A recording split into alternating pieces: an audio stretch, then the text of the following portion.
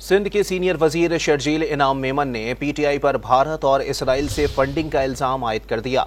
दावा किया कि बानी पीटीआई को मनसूबाबंदी के तहत मुल्क पर थोपा गया है। प्रेस कॉन्फ्रेंस में शर्जील इनाम मेमन ने कहा कि इस शख्स ने ट्विटर पर मुजीबुर रहमान को हीरो बनाकर पेश किया, जो काबिले मजम्मत है।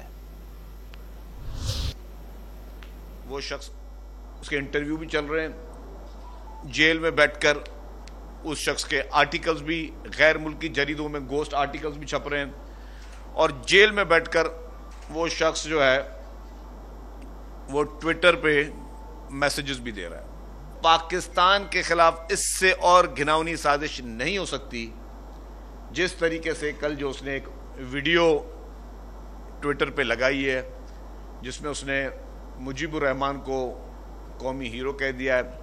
हमारे अपने अहम इदारे अफवाज के खिलाफ बेहुदा, घटिया और मैं समझता हूँ कि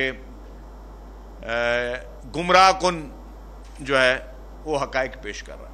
ये पाकिस्तान को नुकसान पहुँचाना चाहता है और पहुँचाने की कोशिश कर रहा है, क्योंकि ये शख्स हम पर थोपा गया है, ये शख्स हम पर प्लांटेड है।